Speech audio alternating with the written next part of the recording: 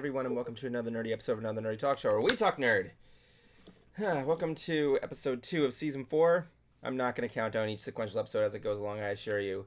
Little heads up here, Cruiser will not be joining us tonight. He has the flu or something of that matter. He's fine, he just gives his regards and everything like that. Got a good show tonight. Not too many trailers. In fact, the only trailer that we have tonight would be Boom.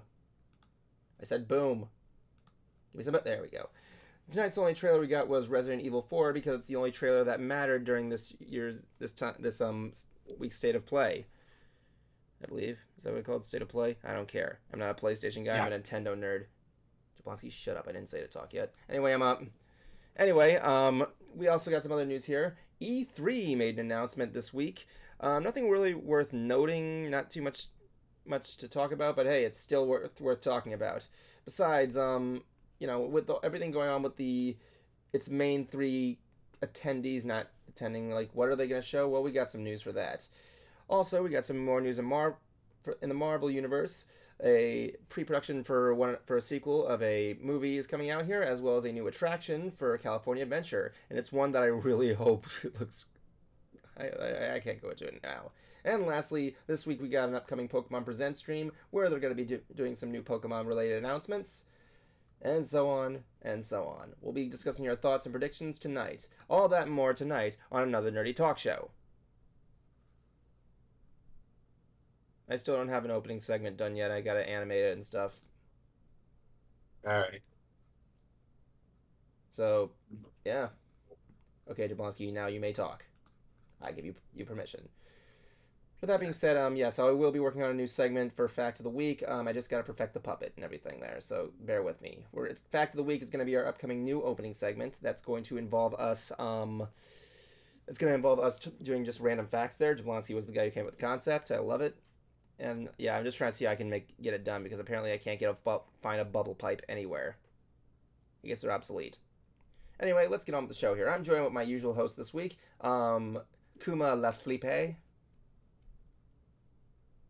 Couldn't hear a word you just said.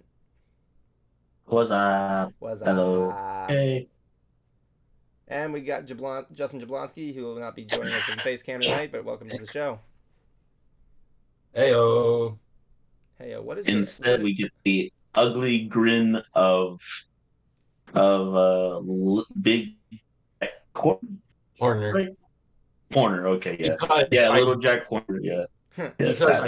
Yeah. Oh my goodness. So how's your week been, guys?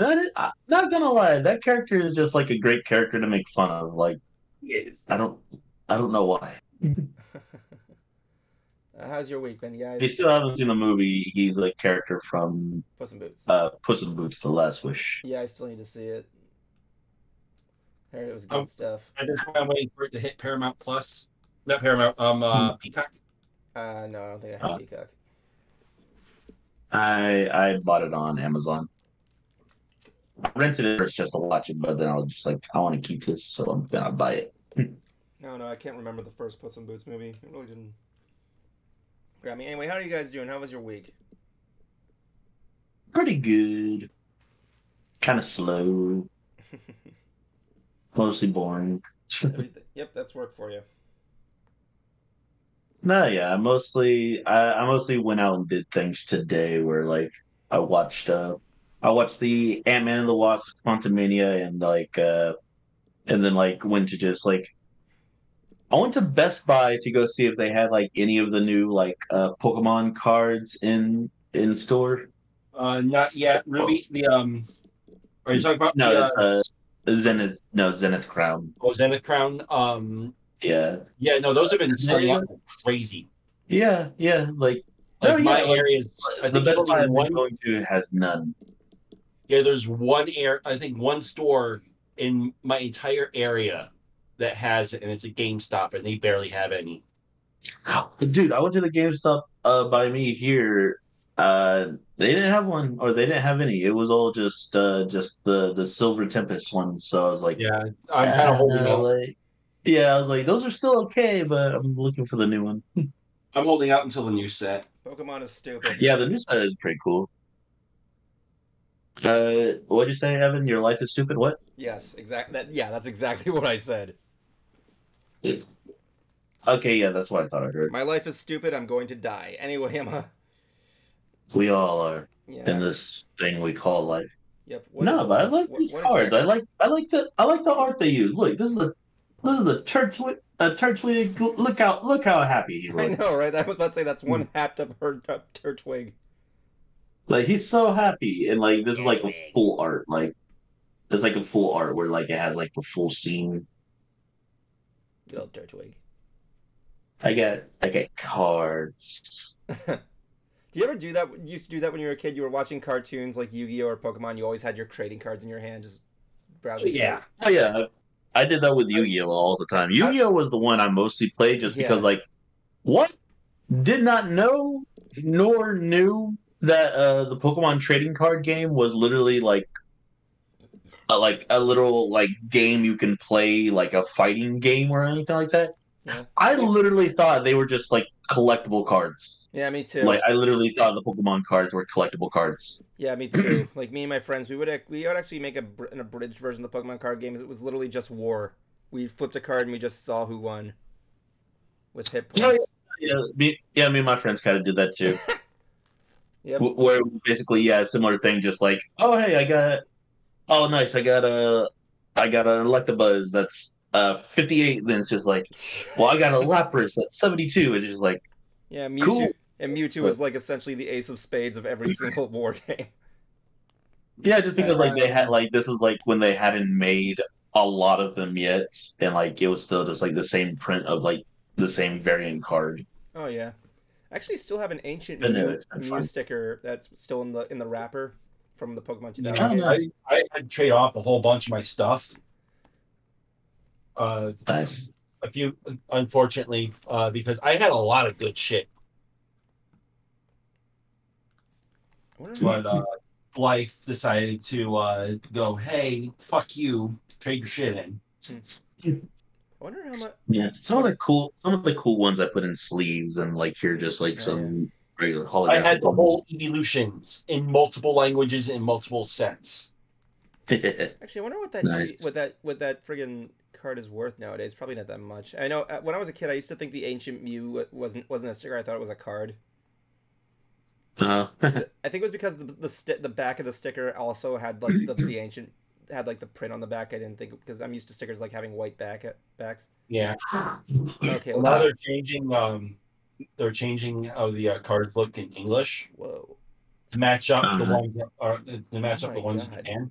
Wow, the ancient Mew sticker that's still sealed is actually not too bad a price. Like $30. That's actually pretty cool. Yeah, it's still collectible. People still want it. I gotta find it, man. dude, there are cards like whenever I go to conventions and you see like some of the vendors that either like they're vending for themselves or like for companies, but like they're like they're collecting the collector vendors, basically the ones who just like Yeah, have all the stuff and everything like that.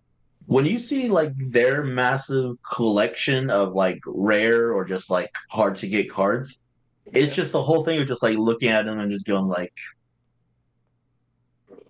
yeah, I can understand why it's probably priced so high, but then I just look at it and just going like, it's yeah. just a cool Fun. picture, honestly. Like that's Yeah. all I could say because literally like I could really just say is like all I like about these cards is like just the art. Like I don't see any like legit real value besides like what you would Yeah. see it as like an artist specifically. Like Kenny Ark and Pony writes, ask if we're psyched for tomorrow's Pokemon Mom Presents. I know, yeah, we are. We're We're looking. gonna get yeah, We're gonna get to that soon. You know hold your horses. what's really weird is that in when Pokemon 2000 came out what's the name of the dude of the villain the collector dude? Fuck, I can't remember. You look it up. I think it was just named the collector. No, he had a name. yeah. I was about to say Oh here I think he had a name, but yeah here it is. mostly just remember him as like His name. some collector guy. That's what he says.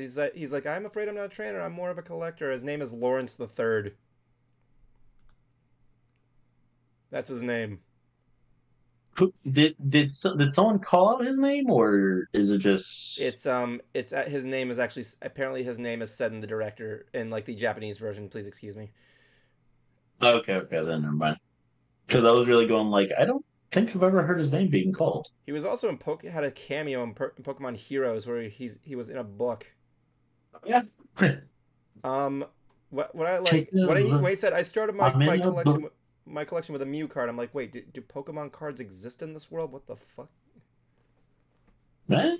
That's what he says. He said that's how he got his card. It's like I found my collection began with an ancient Mew card.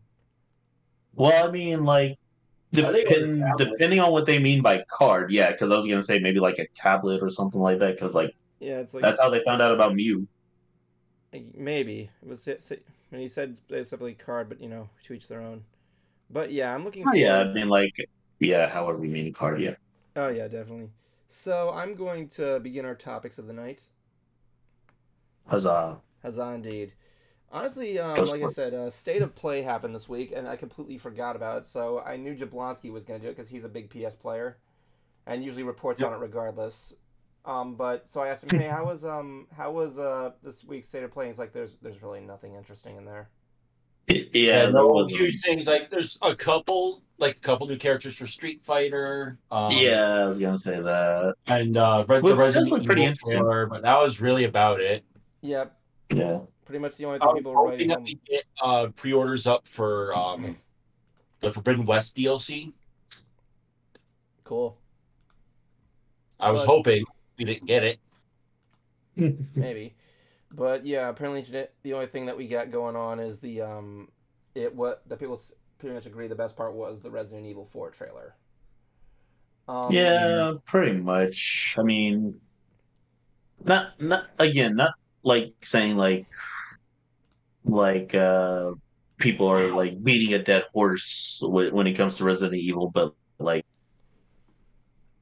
or Resident Evil 4 as a whole, but yeah. No, well, I mean Resident Evil in general, like because like we're kind of like going a whole way back and like redoing them again, like is what I mean, like and how they're bringing them back out and all, like I don't mind just because like again they're nice games when they're done when remake or like HD versions are done properly and all like that, but it's just that like I don't know how big of a fan of y'all are of the Resident Evil series, and like because like I'm like I'm like 1 through like I'm an okay fan. Yeah, like I'm an okay fan and everything like that, but like I feel like they can take a break from it maybe and like make something new within the Resident Evil universe, or like just because it's constantly hearing the same characters over and over is like what I'm getting tired of. Yeah, exactly.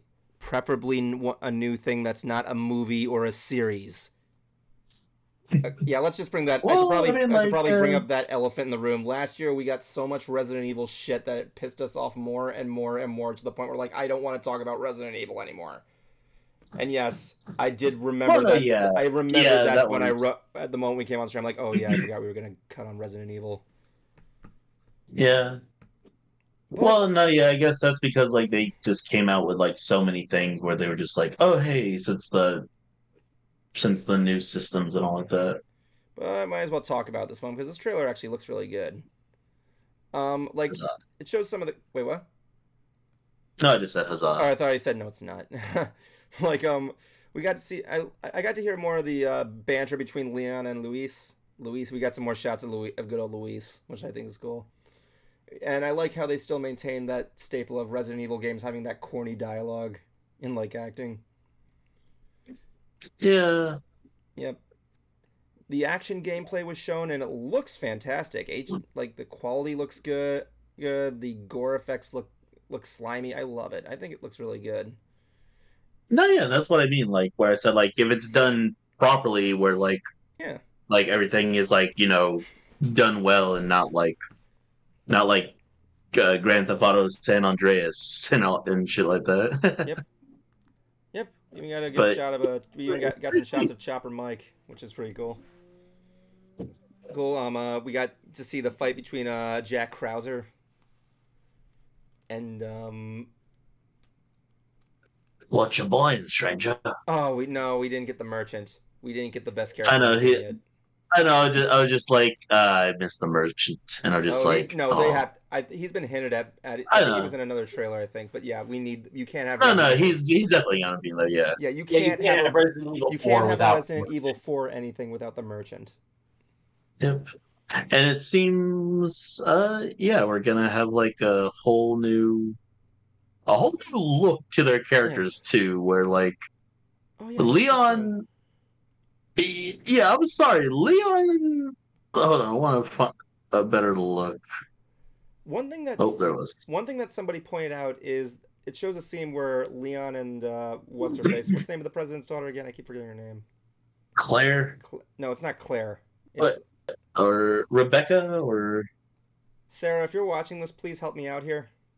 But yeah, you see his face, like, dude, what is that jawline? Seriously. At least he still looks like the Leon we know and love. I mean, he looks like a reject for Final Fantasy. Okay. Sarah, yeah, he kind of does. Sarah, what was the name of the president's daughter in Resident Evil 4? But yeah, like one of the things that was really cool is that it shows a scene where Leon and her, Ashley, thank you, baby. Ashley and Leon are running from a burning building, and one reaction video that we were watching me and her were watching, he noticed that in the background you see blue medallions at one point that weren't available in that level. Not to mention we also got the mercenaries get to play as my boy Hunk. So yeah. I fucking love Hunk. There's a question in the chat. Hey, what's like something uniquely to you that you feel makes you different from when you were a kid? For chat, anybody? By Nova. Wait, what? Hey, what's like something uniquely you that you feel makes you different from when you were a kid? No idea. I can't really follow that question too well. Well, it's basically asking something only unique to you in your childhood that you think only happened to you as a kid. Oh, here they gave us another thing. Hey, what's something unique to you that you feel makes you different from when you were a child? Something unique to me. But yet, like a show or something like that. Sarah says she wants regenerators.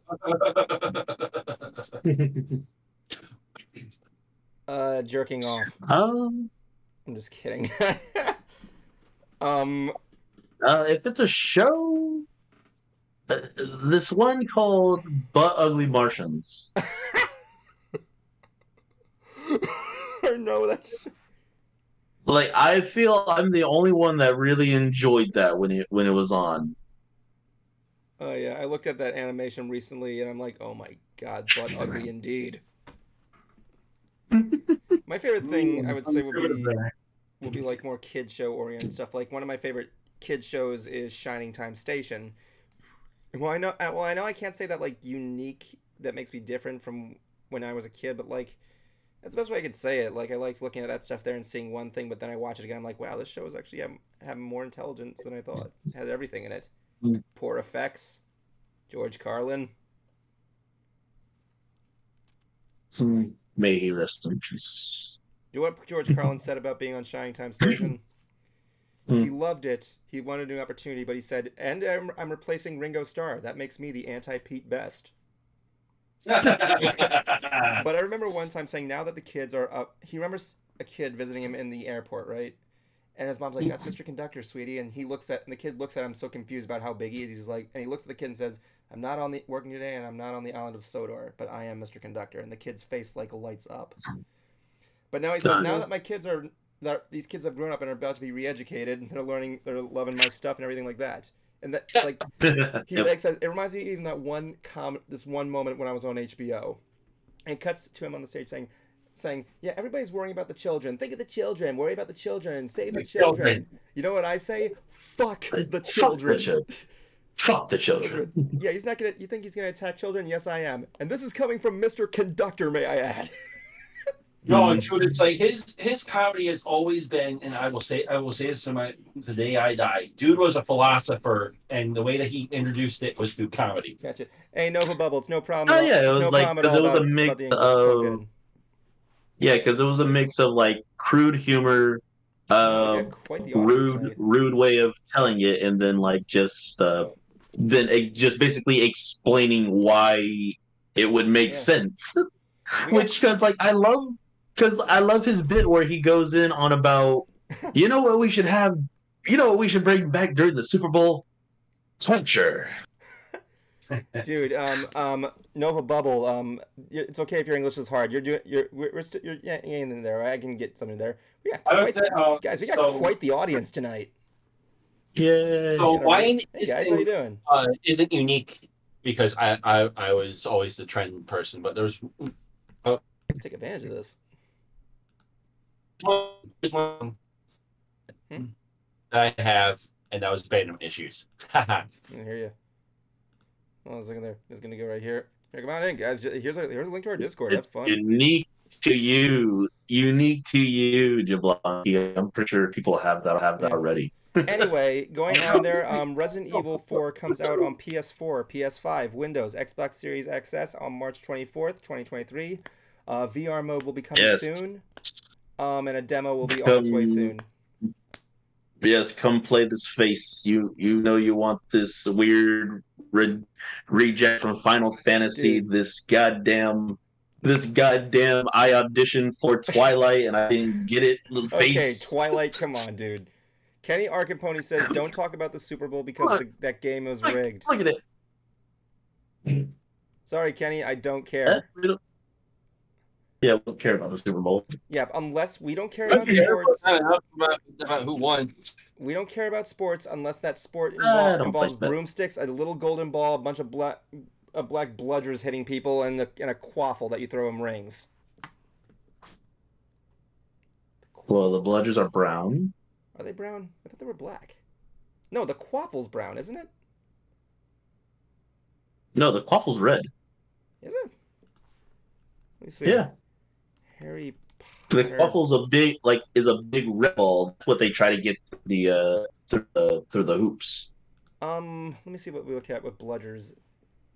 They look like coconuts. The bludgers are like the brown, brown. I'm looking I don't know what kind of balls they are. They don't specify specifically what kind of balls they are. They look like coconuts.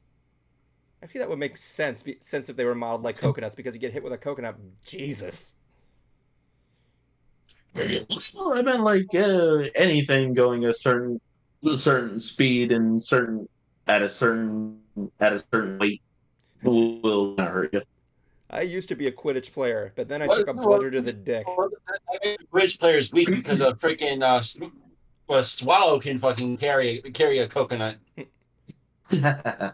I don't know if you heard what I said there. I used to be a Quidditch player, but then I took a bludger to the dick. Anyway, let's move on here. Now he goes by a vet. I am the vet. So let's talk about something else here. This is something I really want to get into a good topic with, of E3, the Electronic Entertainment Expo, which is a weird name. Shouldn't they call it E-Cubed? That would be funny. Funny, but one of the things that's going on here is E3. Almost every gamers know about this convention. It's an event where video game companies announce new games, projects, and consoles, and all that other bells and whistles. The event was This was legit. This was legit an event that I've been wanting to go to since I was a kid.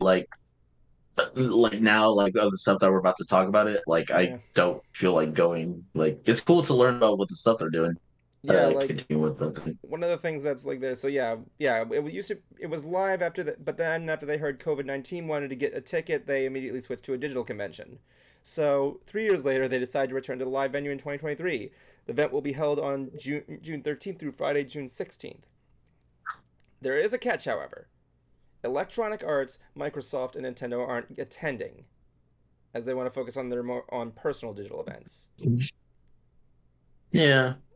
this isn't too out of the ordinary. I remember PlayStation didn't show up one year, but let's just face it. Like there are a lot of companies that are showing up there, and quite a few that are probably going to do that, be it independent or like regular game companies. But like, let's just face it. Yeah. Microsoft, Electronic Arts, and Nintendo, they were headliners. That's why the whole thing of who won E3 kind of originated. Yeah. I mean, what do you guys think? Honestly, there are better events out there now that do cover games. Not only do we have the independent events, but we also have Summer Games Fest, which I think is vastly superior. Especially because instead of like 4 days of boom, boom, boom, boom, boom, boom, boom, boom, we get consistent drops and trailers and all that throughout the entire season. Yep. I mean, same guys who do E3 also run like New York Comic Con and a bunch of other events. It's just overload because like right after E3, then there's Comic Con. Comic Con is New York Comic Con, and then so on and so forth. They also do Star Wars. Yeah, but like for actually no, for the group for E3 going with a different organizer. They're going with this group called Reed Pop. I haven't really heard much on them, but they are one of the organizers that organize PAX. Oh yeah, I remember the PAX. Yeah.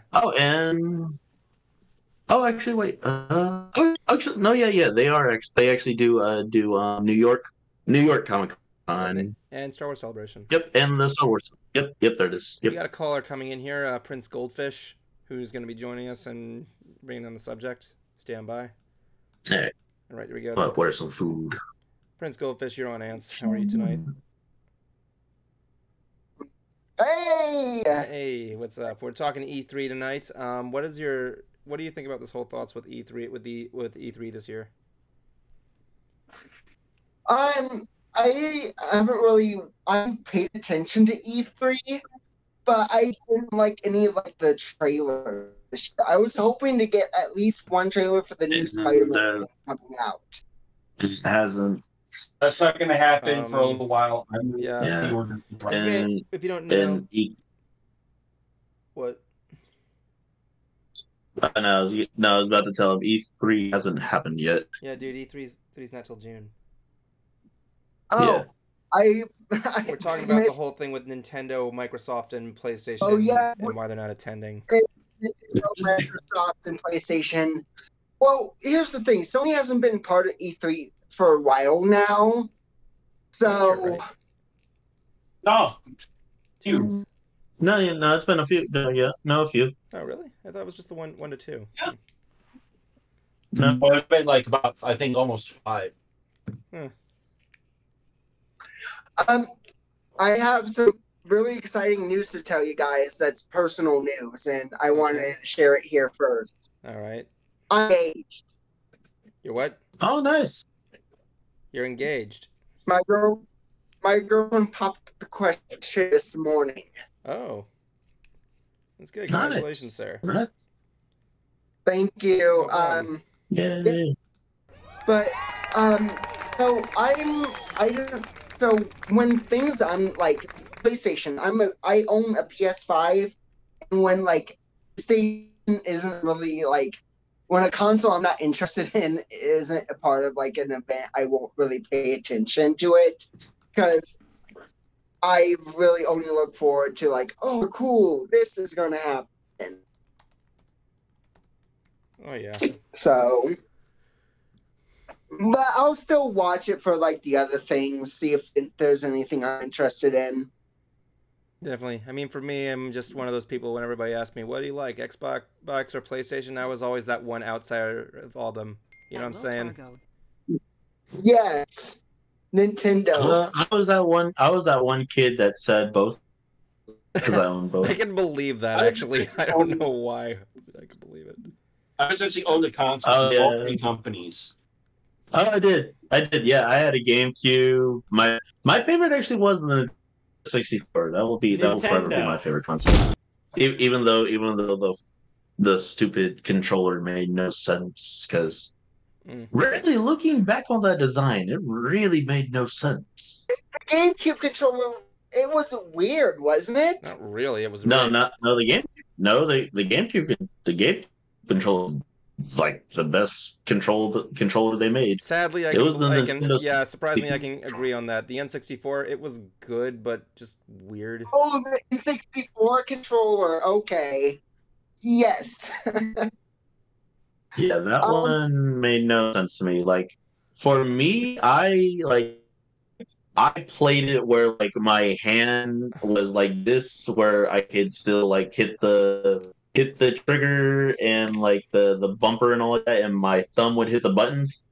My middle and ring finger would hit the directional buttons, and my thumb would control the little joystick thing. Wait, this is the N64 controller you're saying? Yeah. Yeah, because it had like the three, like the weird, like It looked like slided. an M for Mario. Yeah, it was Yeah. like an M thing where like Yeah, of course. like it had like a joystick and like Yeah. the directional pad was on the right. So like Yeah. in my hand, I held it like that. Like Indeed. To its credit, the N64 was more experimental, so they probably didn't have a really good they were trying to establish like a foundation with like early controls. it came with so many different controls for different games. I remember having like this like weird race car controller where like in order to steer the car you had to like literally like spin the wheel a certain way and then like spin it the other way, and then like it had the buttons on there as well too. It didn't work that well I remember right. There's also that one bag thing where the joystick of the N64 feels like a knife going into your thumb now. Oh no, yeah, that was constant pain because there were games where you had to like shake it or like wiggle the joystick, and like if all you do was just wiggling it. Yeah, if all you're doing was just wiggling it, that just hurt. You had to like go like that. They had to give people gloves for that thing when Mario Party. Yeah. Then before I leave, I would like to ask you a question for Pokemon Day. Sure.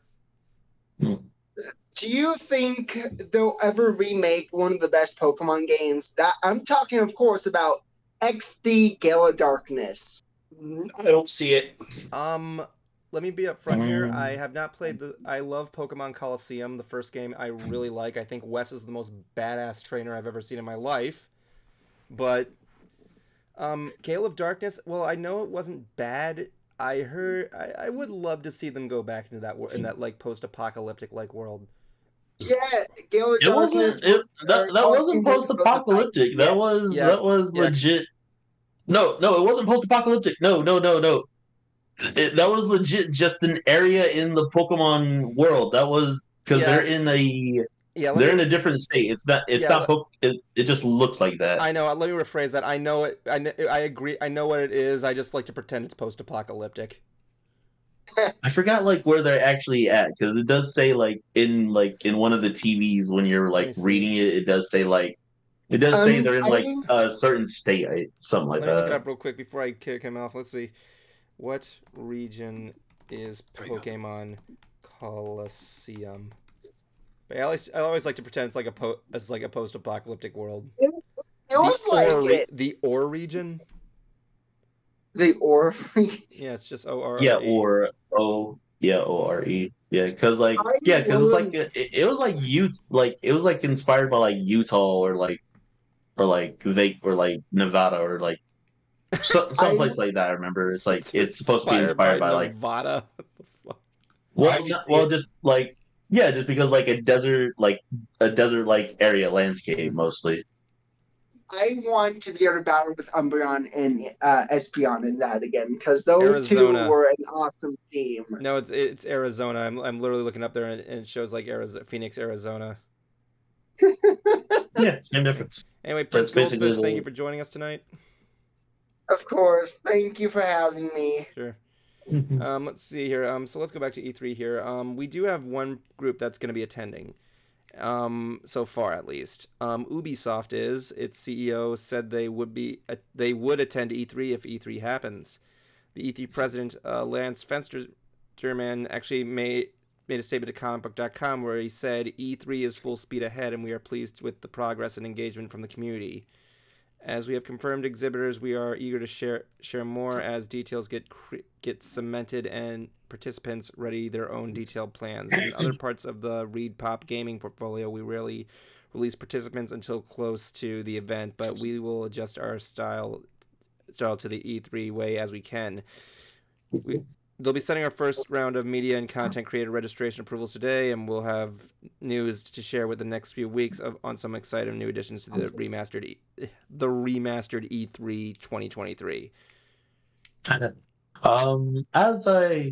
As I mentioned in our chat before when I posted about the E3 thing, I besides like having like new AAA games that are probably going to come out with whoever's gonna with like either Ubisoft or like any other up and coming company in general. Like besides like again big names and like AAA games that might come out, I really look forward to seeing like if this is going to open up like bringing out more like indie developers as well too, because again, there are like so many like indie games that like I look on Steam and everything that like I've never heard about them, but like as I just kind of like read their description or just like watch like the video about them, like I'm just right there going like, damn, I kind of wish I knew about this game. I know, like I like that kind of stuff there. I could imagine more indie developers that will be showing up there. Giving E3 it'll give one of my favorites, Cult of the Lamb. It's good that E3 would create a convention where that's solely based on indie developers and helping them get their voice out there. Well, as Jablonski said, but there are other other conventions and everything like that, and like events as well too that are like more. Oh yeah, of course. Not like better or anything like that, but just I want to say maybe like more inclusive. I would say. Yeah, I hear you. Yeah, Nintendo really hits it off with when it comes to indie developers. Yeah, because remember, one of those showcases for specifically for indies. Oh yeah, of course. Oh, okay, yeah, because like literally one of the only things I really ever wanted to do when it was like hearing about E3, like just because like besides learning about what the new games that are coming out and everything like that, you would have the companies have the new demo or like a small piece of the game you could play at their booth and all like that. Yeah, like that was literally one of the things I ever wanted to do, was just to be like, I get to play this before, I get to test a demo of this before anybody else. But nowadays it's literally like if you're not famous or don't do video games, don't do video games much, you're not gonna get a copy beforehand or a review copy as what they're given sometimes. Yeah, I did remember one moment when I was at San Diego Comic-Con in 2008. It was the time when The Force Unleashed came out, and I got to play a demo of that. I have vague memories of it, but I remember it was a little bit hard for me to control at the time because I think it was still the demo version. But I remember the Force Lightning was awesome, and it still is today. Oh my god, that game needs a remake. Sucks that you have to be evil to do it. Yeah. Well, I'm not going to go into that lore. Some Jedi can do it, but it's all complicated. It is a Sith exclusive. It's a Sith exclusive power, but it's kind of not. But like well, it is like a neutral thing. It's mostly just like the Sith use it to their more advantage. The Sith exploit it. Yeah. Yep. It's still awesome though. I'm gonna give you a whopper. Yeah, I mean Mace Windu I believe could produce Force Lightning. I think, but I think it might have been him or it may have been Qui-Gon. I can't remember. There's a lot of Greys that can do it too. But anyway, we got like Jablonski. You have any more thoughts on this one as well, with E3 this year? Not really, considering how like I said, there's a bunch of other events that do the same thing E3 does. So a couple of them do it better. Oh yeah. And with how they're doing events as of late, it's just one of those. It's just one of those things where it's like, just pick which one you like. Who won E3 this year? It doesn't really matter that much anymore. Yeah. Who's gonna win E3 this year? Jesus. Jesus always wins. Good old Jesus. Well, just remember, if you don't sin, he died for nothing. Oh God. That's a T-shirt waiting to happen. I saw that on a TikTok. I forgot what the setting was. It was like a family dinner. If you don't sin, I died for nothing. Yeah, where it goes like, hey, remember, if you don't sin, Jesus died for nothing. See, I gotta look that up. But then when you really think about it, he died for everyone's sins, but then he came back to life. So does that kind of reverse what he said he was gonna die for? I don't know. Because I feel like that's the whole thing of like when you pray and be like, if you get rid of this tumor or if you get rid of this illness or whatever, I'll do something, and then like, you know, your illness is gone suddenly, and then you're just right there going. I'm looking up. Like, I was looking up that quote, Kuma, and I came across one of those fake, controversial little golden books. This one title is called "Everyone." It's called A Child's Guide to Online Political Discussion, and the title is "Everyone I Don't Like is Hitler." I feel like Jelonsky would be that. Everyone I don't like is Hitler. All right, let's move on here before we get canceled. Anyway, Also makes me think of Community is communism. That was two things at once. once. Makes me think of Community as well too. Why? Really? Why, Jablonski? No, I'm saying I was one of the other books. No. No. The correct answer was because Stalin. Anyway, next up let's talk about some Marvel news. Two things that really stood out this week. Venom 3 began pre-pro this year. Just recently. Sony produced and aims to push the Spider-Man universe forward. Which Spider-Man universe? I don't know. I'm going to assume it's the Garfield universe. Mainly because of that gritty look it had. Yeah, I mean, like, I wouldn't mind it, really, because again, I'll point out every iteration of Spider-Man that we've had that had their cool version of being Peter Parker, or like another cool version, their version of being Peter Parker and their version of being Spider-Man. Oh yeah. A little bit of a side note. I actually found this video I took at MegaCon with one of my clients, William Green. He actually has a 360-degree rotating camera, and one guy that came there dressed as Bully Parker. And I put him on the pedestal. I'm like, dude, you know what to do as this camera spins. Do it. And lo and behold, he's dancing, man. He's dancing, doing the thing. Oh yeah. But anyway. Yeah, go on. I know it goes like Bully Parker, but I like to call him Emo Parker. Emo Peter, dude. I'll send you that video. Yeah, I think I still have it. But Tom Hardy made a post on Instagram that read, whilst working on Venom on V3 pre-prep. At Venom movie, this throwback came up. It shows the scene where Venom and Eddie are leaving the car and trying to get into the building. He's like, we're going in. No, not yes, no. I guess I think it was a deleted scene. I haven't seen the Venom movies in a while. I want to get the funky chicken. I wonder who's going to be the villain in this one. Nothing really up on it. We did.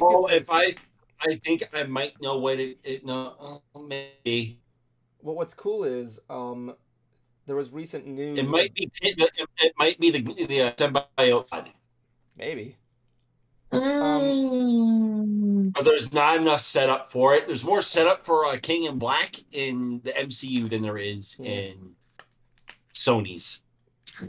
Well, no, it's just with the symbiote god and all, or the symbiote king and god thing. It's just like we haven't. I feel like we would have to be introduced more to the other symbiotes because where we were kind of introduced in the first one, we know there are other symbiotes, and then in this one, we're kind of introduced on how like happens when like someone gives their full body to a symbiote or something like that. There I guess is a rumor saying that they might introduce Scream, but I don't know if that's gonna happen. Was confirmed? If they do Scream, I would love to see her design translated to Marvel to the MCU. Wait, wasn't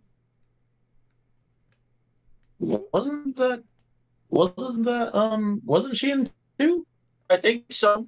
Was she? She was. Yeah, she was. She's Tweak was in the first one. Let me see. Was she in the first one? No, Riot was in the first one.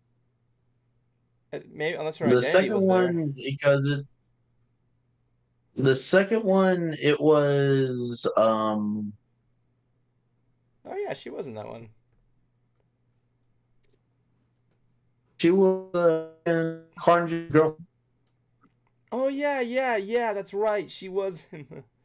She didn't have. I haven't seen the Did she have a second one, costume? so Did she have her costume, or was she just a character, her identity version? No, she was. No, she was just like, yeah, she was just going by her identity, but like you knew it was her just because like when they like showed her, it was like she would like showcase like her screaming and all that. Yeah, because it would. Yeah, I would love to see her see Scream's full on symbiote form. I mean, yeah, I could see her coming back because like it would be like her taking revenge on Eddie and Venom and things like that. And I mean, she's already like a good like setup villain. adversary against him. Yeah. It's that bitch again. Dude, we gotta do a Venom. I gotta make a Venom short and just make you the voice of Venom. There it is. Eddie Brock tries to go to Subway. It's just he's trying to order a sandwich and Venom is just antagonizing him the entire time. It's like, yeah, can I get some teriyaki on that? No, the mustard. No, it's teriyaki. Okay, we're going with teriyaki. We had mustard yesterday. The Subway guy's just standing there confused. He's like, sorry, due to my head. Okay. Oh, not the activity that what the meatball. Damn, that reminds me. I remember seeing a stupid like I want to say it was a Reddit where like some people were trying to be like Venom is trying to like the Venom movies are promoting like what is it called when you hear voices in your head and things like that? Schizophrenia, I think. Okay, I think that's what it was. It was like a post of being like the Venom movies promote schizophrenia and shit like this. Like, no, because the voice in his head is real. Is literally a parasite. Yeah, it's a literal it's a literal second voice in his head. Like it's a creature. Not funny. It's a creature in his brain. But yeah, and it even comes out to be like a floating serpent head for a bit too. Yeah, that's really cool. I like those shots. Oh, Venom, we can't get enough of you. But actually, yeah, there is an image I put in the Ants chat of the script for Venom 3 that was there, and I like the design for it. Would they put like the little Venom head on it? Look at the Ants chat.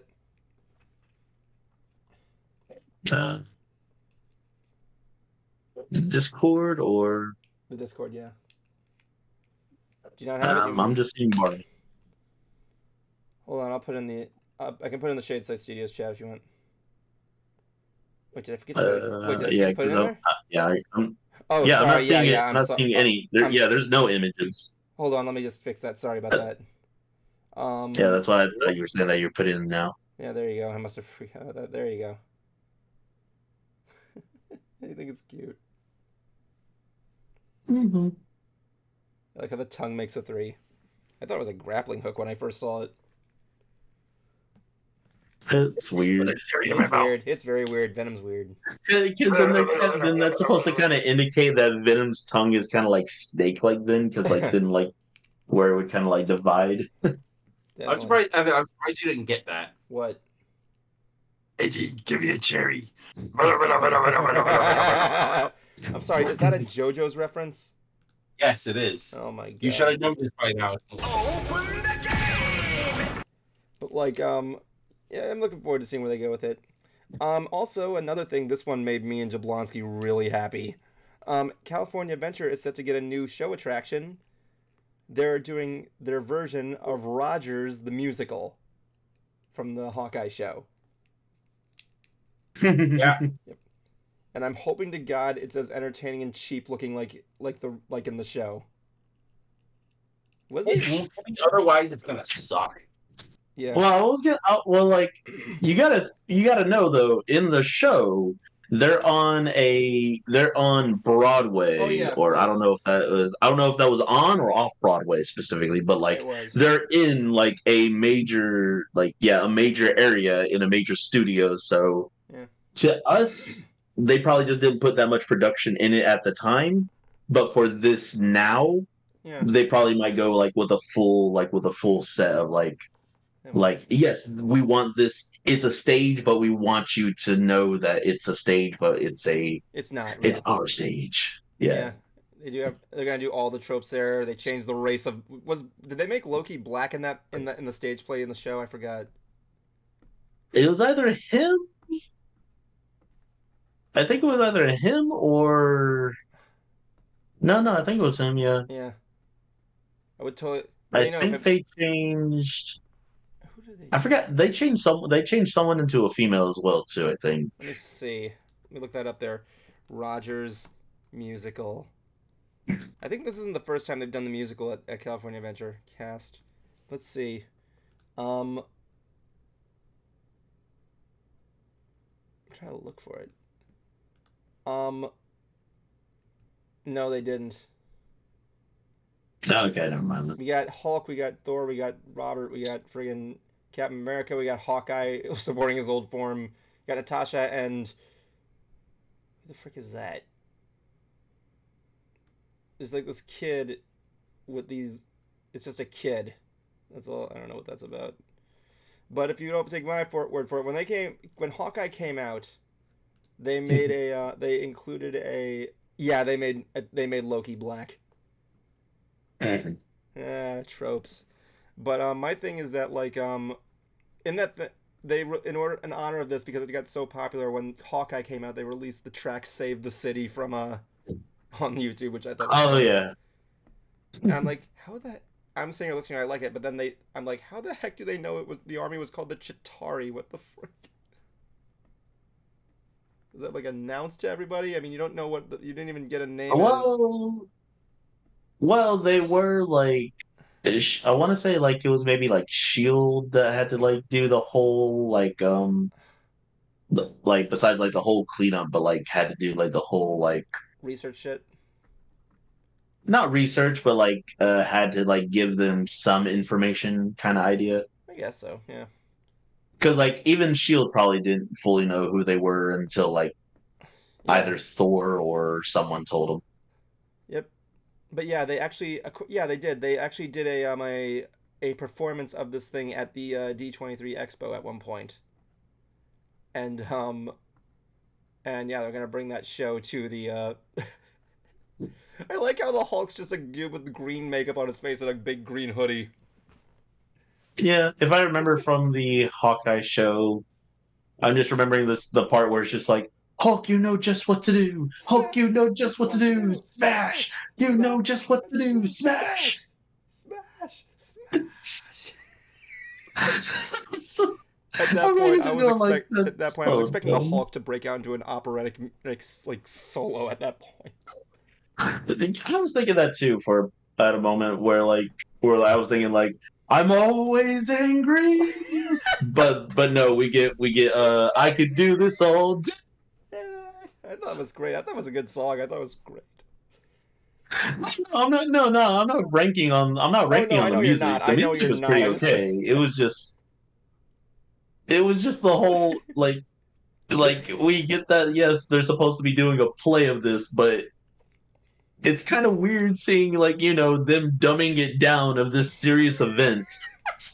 It was basically like an Like entire, I wouldn't say terrorist attack, but like yeah, because because I mean not to like downplay it or anything. I mean down. that's no, not to downplay to make that sound not bad. I mean because to me it'd be say from what happened on 9/11 and then someone making a play but Oh my god. makes it kid friendly. Oh no, there comes the plane. So Yeah, I know. It's like making like a. Oh no. It's like making a musical about, I don't know, the friggin'. Oh my god. I'm a horrible person. I know this, so I don't need to hear it from anyone. no, yeah. You ever hear No, about yeah. that? It was Did you ever hear I know about? you That reminds me of that one. I don't know why. It reminds me of that one thing. You ever heard of Godwin's Law? No. Godwin? Godwin, Godwin apostrophe S, Godwin's Law. It's basically that says it's an internet adage that's according to this side of the definition. It's an internet adage asserting that as an online discussion group grows longer and longer and longer, the probability of a comparison to Nazis, Adolf Hitler, or 9/11 approaches at one point. Yeah. Sounds about right. Yeah, basically, that's what this is reminding me of. Like, imagine they made a musical out of, like, I don't know, the same. Okay, Bill maybe not. Cosby? Oh my god! And that's where the subject ends. I'm cutting at you there, dude. Come on, you monster. Wow, well, that's where you could not when I was talking about saying, they made a kid version of 9/11. No, Bill Cosby. No. Let's good to see where your line's at. Jablonski, get to work on the 9/11 kid skit now. I wasn't even trying to bring up 9/11. Right. Come on. Did I bring it up? I apologize. Godwin's Oh Law, no, baby. I did because I was saying the whole if someone made a play of 9/11 after it happened, of how a tragic event just happened. Hey, you want to go see a play on it? I was gonna say St. Valentine's Day Massacre, but why not? Oh my god. I mean, there's already a movie on What that you do too. for that Yeah, one it is is. that you Oh, do yeah, a tell me musical more. rendition of Another One Bites the Dust. Oh Something. my god. Yeah. Let's talk a bit. Yeah. Why don't we talk about friggin' make a play about Typhoid Gary? You know what I'm saying? And yes, I know I'm not talking about Typhoid Mary. I'm talking about Typhoid Gary. Her ex? Huh? The ex? No, Typhoid. Hold on a second. What was the name? So, you ever heard of I was making a joke saying that he's Typhoid Mary's ex. No, he was the nickname. It was the nickname given to the guy who was patient 0 of HIV.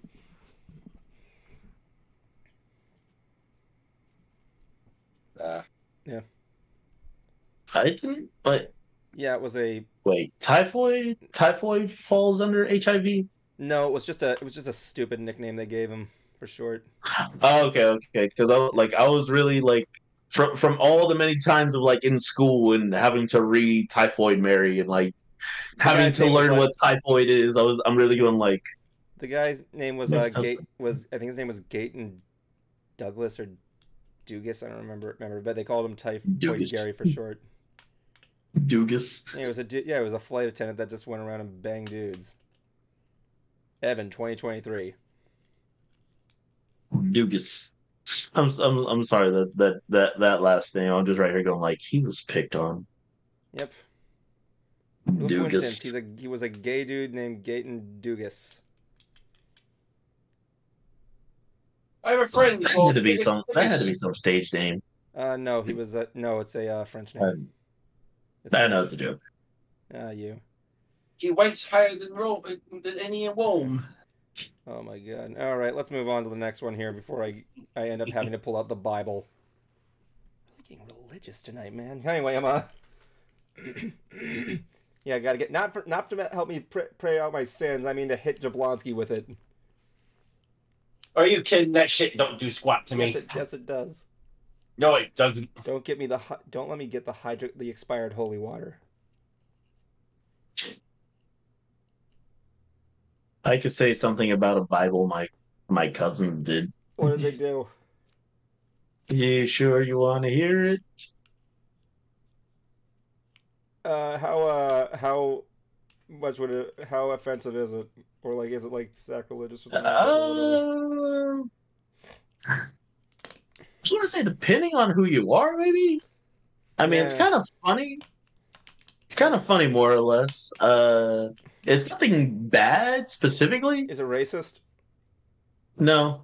Okay. Okay. As long as you don't say anything like harassment. Why not? Let's offend everybody else. Okay. They jerked off in the Bible. Hey, I like that face. It was your face that made me laugh. They jerked off to the Bible. Yeah, just your face of just like. I was like, you gotta see that. There are so many questions there. I mean, like, what was friggin' Noah really that attractive? Although he is the strongest. I don't know.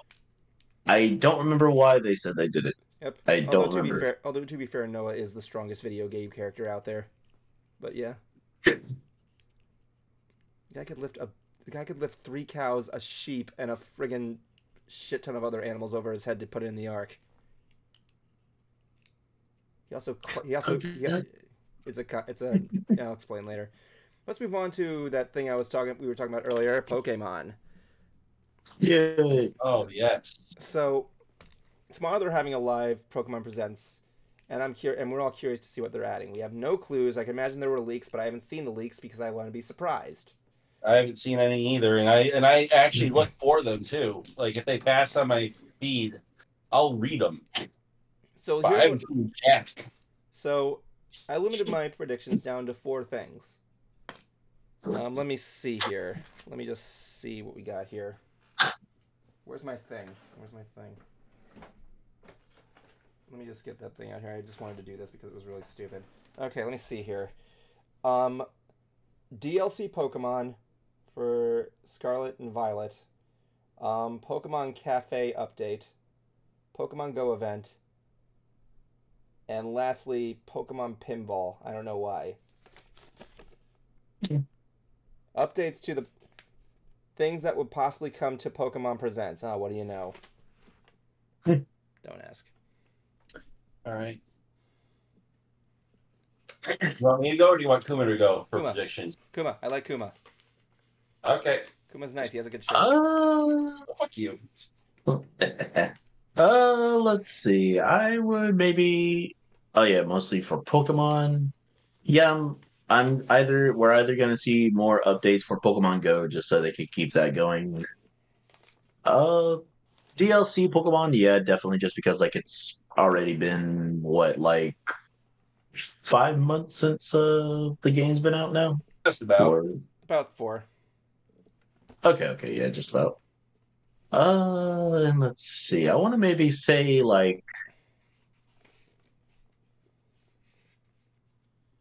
I want to predict like maybe something new, not a game, but like just something new that they're just gonna like bring up for the future of Pokemon. What, like Pokeballs that can actually expand? I would love to see them do that technology. Or Pokeballs in general, you mean? Yeah, Nintendo, you made 3D games without needing glasses. You got to get on that. Come on, you could do anything. The 3DS, it was okay. I didn't get into the hype of it that much, honestly. I got it on release day, so I got free shit later. But anyway, Nice. Jablonski, what do you think? Oh boy, okay, so one of the things we already know there is going to be a raid event for Pokemon Day in Scarlet and Violet. I'm gonna say Dunsparce. No, it's Pikachu.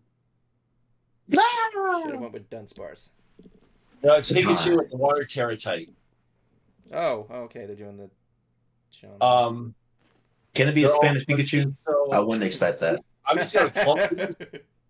There are certain things I'm gonna clump together just because it's more just a non-update. We're gonna get celebration stuff for we already got for Scarlet and Violet. We're gonna get celebration event for Go and Unite. Probably Cafe. As What was the other one? Pokemon Masters, right? Yeah, Pokemon Masters is probably gonna get that's a it. celebration event. More than likely, we're gonna get an announcement of DLC for Scarlet and Violet. Oh yeah, I can imagine they're probably gonna be adding more Pokemon. I don't know about a whole new world yet. Rumor has it they might be adding Kalos. Really? Like the That'd entire be Kalos interesting. map? I'm not holding my hopes on that one, but possible. I haven't seen anything. Well, I them mean, do like anything- for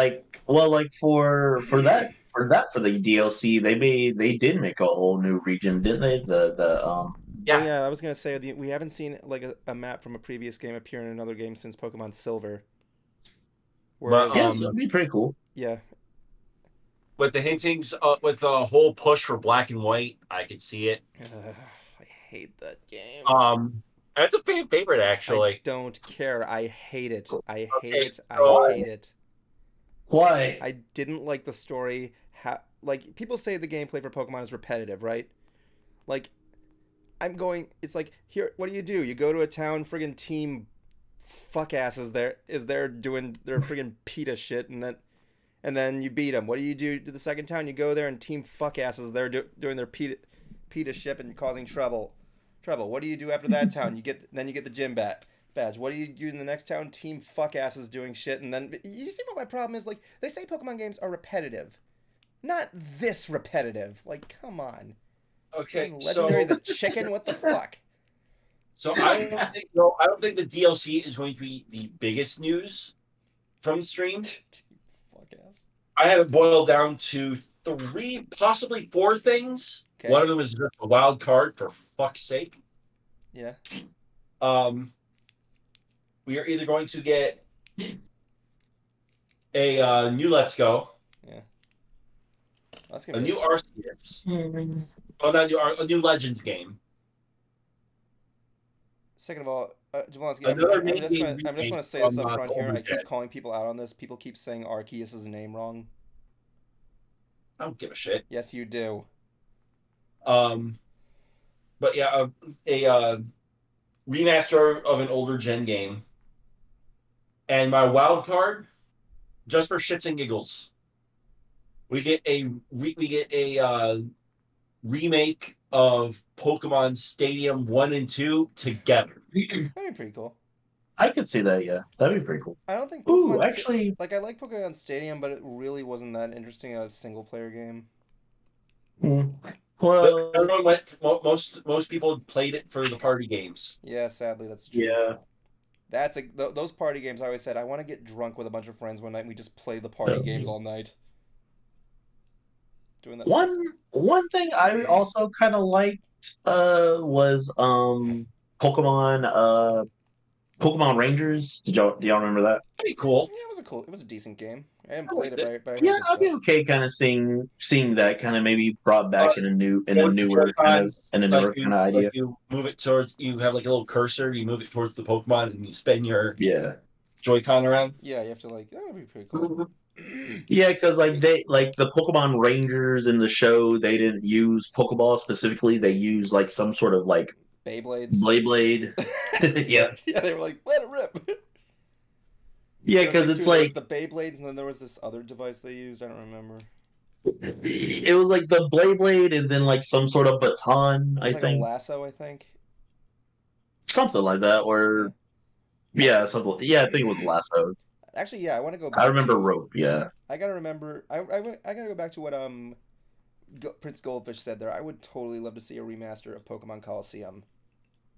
I still That'd be stand. cool. I still stand by. Wes is the best trainer, like the best protagonist trainer out there, and possibly one of the most badass. I will say for my favorite, like of all Pokemon games, I will say Pokemon Emerald. Like just because, like I did love the idea, like with Kyogre and Groudon and Rayquaza.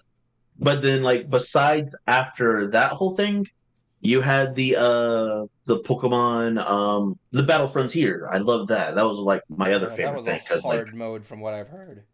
yeah, I did. I was only able to get two of the damn whatever it was competition things Oh that yeah, you get from defeating them. remarkable. I was only able to get two of those. But if they were able to bring like the Battle Frontier as a DLC to this or some equivalent to it, that'd be kind of cool. Yeah, they're probably gonna bring in the Battle Tower, which is something I really kind of didn't like. But yeah. Mm. But yeah, I would totally like to see like remasters. Like so many possibilities are out there. Like here's the thing, like after Black and White, they're probably gonna do a remake of X and Y, and Lord knows what they're gonna be. What that was the first time Pokemon became like regular Pokemon games became like more 3D. What are they gonna do with that? Mm. Give us real Pokemon. Yeah. But no, I also stand by with the idea of like I would like to see Pokemon Pinball come back as well too. That'd be kind of fun. That would be a good thing to add to the Game Boy emulator. One of the reasons why I'm looking forward to something Black and White is so that way I can fucking go toe to toe against Dices again and fucking whip his ass like he was supposed to. Oh, Taking my ass down multiple times. Wow, I think that's okay. where the game did it for me. Where like, dude, you're a human rights group Along- for Pokemon. I thought that was kind of interesting, even though it was kind of like clearly a PETA thing. But then at the end, he's like, no, I want to enslave them to dig up whatever and what. And I'm like, really? No, yeah, I didn't get their message either. Where Team Rocket was like all about profit and stealing Pokemon. And they were terrorists. They were a whole crime syndicate. Team Aqua and Magma which was clearly the best way I could describe them. They're basically Eco-terrorists. I was gonna say the Pokemon equivalent to like Eco-terrorists meets the Crips and the Bloods. Yeah. In a sense, yeah, basically. Team Galactic. But it's also just the red versus blue in general. Yeah, I like how one team is on your side no matter on which game you're in. Like they're actually not trying to do that bad. And then like didn't they like combine? Were they like both like villains in like Emerald? I think. Yeah, in Emerald they were both. Yeah, they were both like because if you just got either Sapphire or Ruby, whoever you're going up against, they would take the opposite. The opposite crystal or whatever. Yeah, I'm like. And then in Emerald, they would both take it. Yeah, and then in Emerald, they would both take it. Yep. After that was Team Galactic. They were good. I like Team Galactic. They were cool. They were okay. I did like Professor Wick. She was cool. Yeah. Then there was Team Fuckass, which I don't like. That's what I'm calling. I know they're called Team whatever. I like to call them Team Fuckass. I don't know why. And then it just kind of went downhill from there. Like even more. First they're like Renaissance soldiers, and then they're dressed like terrorists. What the fuck? Yeah. And then we just went to rowdy cheerleaders. No, next one was the Fashionistas, the Team Flare. Oh yeah. Team Flare was I hate Team Flare. They were okay. I don't remember anything Team Flare. Team Skull, they were the best. No, yeah. I like Team Skull. No, yeah, that's what I mean. Like that's how I mean. Like it was kind of going down a hill from there because we just went from being like crime organizations to just them being like gangs and cheerleaders. Yeah, let's just look. I'm just gonna be up here. Anybody who charges you to heal your Pokemon at the Pokemon Center are completely evil. Yeah. Team Loud. I fucking love Team Loud. I like their boss Pierce. I think I'm like I would chill with this guy. He's pretty cool. Team Loud is just a bunch of simps. Yeah, I know, right? Yeah. They're just fanboys. But yeah, over I like Mari. them, especially their leader Pierce. I'm like I would totally chill with this dude. There's a cipher. There's a music cipher video I seen or that I watch where this guy called Peso Pete. He does his that guy's part for him, and it sounds pretty funny. Yeah. And it's pretty cool because it matches the character. Yeah, and now we're here at Team Star, which I love their concept. I really felt the concept of Team Star is absolutely relatable. Just a bunch of bullied kids. Yeah, but it's not They're just well, it's not just this. Yeah, it's bullied kids, but they're all forming their own organization to make like a big force of people just to bully others. And I felt was a little kid there was like gangs of bullies that were like recruiting other people just to mess with the other people there. And then there's Clive. Oh my god! I just realized that a bunch of bullied kids makes an organization to cause trouble in school. Dear God, Team Star was basically the equivalent of the Trenchcoat Mafia. Dear God, am I gonna go through the rest of this game and there's somehow like a weird Columbine-esque massacre? I'm gonna stop talking about this. But like Yeah. But like I actually but yeah, I'm liking Team Star. I think they're pretty whatever. Yeah, my food chair. I'll be right back. I also like to count Team Snag'em and Team SCYTHE as one. Namely because Team SCYTHE is oh my god, they're just a fabulous group. And Team Snag'em, they're the biggest geniuses I've ever seen in any Pokemon team. If you don't know who they are, they're basically the Team Vel. Who the fuck is Team Vel? Jablonski, who's Team Vel?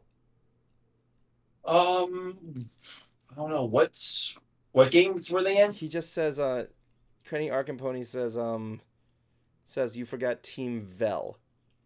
What games are they from? I think he might mean Team Yell. Yeah, Team Yell is It's cool. I think they're just weird. Like I said, they're just a bunch of simps. I like how the male grunts look exactly like the Concert Cruiser. Yeah. They're heavy metal stars, but yeah, their boss is friggin' chill. I love Pierce, how he's just a friend. No, best team ever is Team Skull. You cannot change my mind. Yeah, I can't disagree with that. Even if their boss is an old dude. It's not that he's an old dude. He's Sword and Shield was Team Flare, dude. No, Sword and Shield was Team Yell. Team Flare was X and Y. Oh yeah, that's right, X and Y. But yeah, Team Snag'em. Team Snag'em is easily one of my favorite ones because they do the one thing that you would expect a team to do. They created a device that allows you to snag other people's Pokemon by throwing a snag ball. You wear this device, right? Oh yeah, I know what you're talking about. They have a device that can literally steal Pokemon during battle instead of just robbing it from people. It's like, yeah, your Pokemon's 9 now, dude. Team SCYTHE, I just think they're fabulous. That's why I like Wes as the most badass. That's like starter trainer.